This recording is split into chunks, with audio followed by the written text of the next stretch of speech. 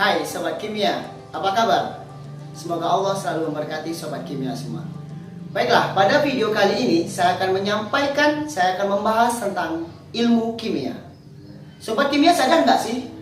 Kita hidup di muka bumi ini tidak akan lepas dari namanya ilmu kimia. Contoh saja, apabila Sobat Kimia sakit, pasti Sobat Kimia mengkonsumsi obat kan? Obat itu adalah produksi ilmu farmasi. Ilmu farmasi itu membahas tentang obat-obatan, dan yang mana obat-obatan itu berasal dari bahan kimia. Betul sekali. Selanjutnya, apabila Sobat Kimia ingin mencuci pakaian, of course, pasti butuh yang namanya deterjen kan? Nah, di deterjen itu juga terdapat bahan kimia. Terlebih, apabila Sobat Kimia lagi melakukan pernafasan, ada nggak lagi melakukan pernafasan ya? Ya, waktu bernafas of course, pasti juga melakukan proses kimia, menghirup oksigen, mengeluarkan karbon dioksida. Seperti itulah ilmu kimia. Kita tidak akan pernah lepas dari namanya ilmu kimia. Sobat Kimia harus tahu bahwasanya ilmu kimia itu menjadi the central science. Apa ya central science ya? Ya, central science itu artinya ilmu kimia menjadi pusat ilmu pengetahuan. Pusat dari ilmu-ilmu pengetahuan.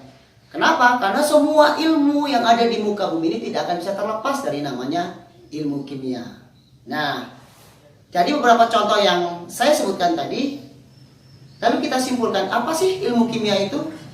Baik, ilmu kimia adalah ilmu yang membahas tentang susunan, struktur, sifat, dan materi serta energi yang menyertainya.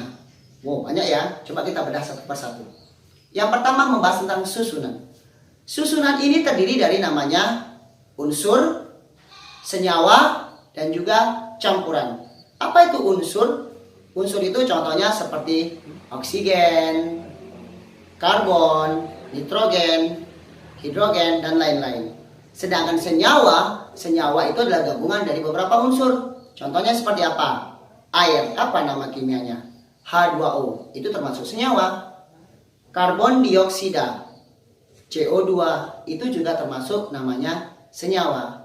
Apabila campuran yang dibahas itu seperti larutan gula, susu, air kanji, dan lain sebagainya. Ya, itu dari susunan. Sedangkan bila kita membahas dari struktur itu juga dibagi menjadi 3. Yang pertama yaitu struktur yang berupa molekul unsur. Artinya dia itu terdiri dari 2 unsur yang sama. Contohnya seperti apa? Ya, saat kita bernafas kita menghirup oksigen. Oksigen terdiri dari 2 unsur yang sama, yaitu oksigen dan oksigen. Ada juga Cl2 terdiri dari 2 buah klorin. Ada lagi namanya H2 hidrogen terdiri dari namanya 2 hidrogen. Ya. Sedangkan molekul senyawa itu terdiri dari namanya lebih dari 2 unsur. Contohnya seperti apa? Seperti yang sudah disebutkan tadi senyawa ya, seperti H2O, CO2, CaCO3, itu namanya molekul senyawa. Sedangkan satu lagi yaitu ion. Ion itu apa? Ion itu mudah kok cirinya. Sobat Kimia cari tahu aja yang mana dia memiliki tanda positif atau negatif di unsur tersebut. Contohnya seperti apa? Ya, H+, ada Na+, ada Cl-, ada O2-, itu namanya ion. Baiklah, kita melanjutkan pada definisi yang selanjutnya, yaitu tentang sifat. Sifat kimia itu apa ya? Banyak sekali. Apabila Sobat Kimia pergi ke lab, pasti Sobat Kimia akan melihat beberapa lambang-lambang di sana. Contohnya, yang sering kita dengar sehari-hari, yaitu toksik. Apa sih toksik? Ya, toksik adalah racun. Artinya sifat kimia itu juga bisa beracun. Ada lagi yang gambarnya api, itu flammable. Apa sih flammable? Mudah terbakar. Ada lagi yang namanya reaktif. Berarti sifat kimia seperti apa? Dia mudah bereaksi. Ya. Sedangkan bila kita membahas tentang materi, ada 2 macam perubahan materi, yaitu perubahan fisika dan perubahan kimia. Pasti Sobat Kimia udah belajar kan di waktu SMP dulu atau mungkin waktu MTS? Ya betul. Perubahan fisika itu artinya perubahan yang tidak menghasilkan zat baru. Contohnya seperti apa? Kayu yang dibentuk menjadi kursi, dia tidak menghasilkan zat baru.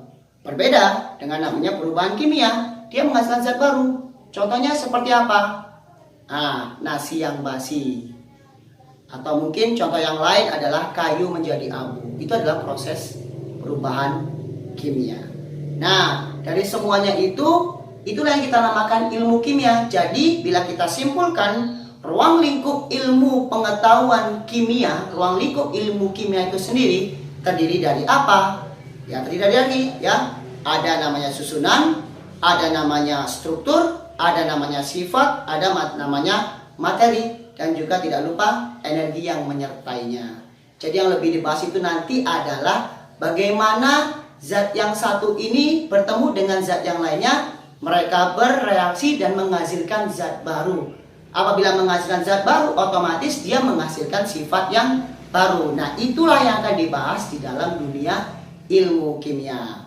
Baiklah, itu saja yang bisa saya sampaikan pada video kali ini. Semoga bermanfaat. Tetap semangat Sobat Kimia. Wassalamualaikum warahmatullahi wabarakatuh. Tunggu dulu, ada yang ketinggalan nih. Yap, siapa Bapak ilmu kimia kita ya? Betul, kalian harus proud Muslim kan? Ya, namanya Jabir bin Hayyan. Wow, proud dong kita sebagai Muslim.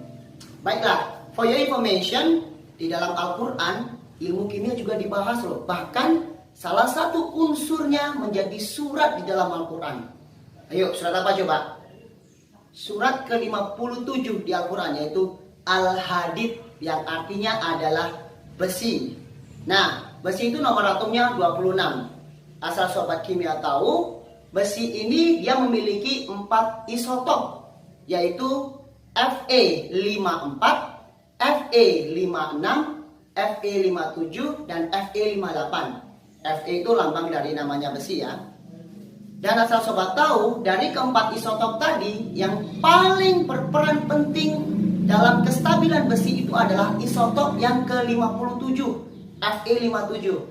Biasanya sih dibilang nuclear spin juga sih. Ya, kenapa 57? Wow, bukannya ini suatu kecocokan. Tidak, ini bukan suatu kecocokan loh ya. Pada Al-Quran, surat Al-Hadid nomor 57. Sedangkan pada isotop Fe sendiri, yang paling berperan penting adalah isotop dengan Fe57. Wow, proud kan? Jadi nggak usah ragu lagi belajar kimia ya. Ilmu kimia itu saling mantap pokoknya. Wow.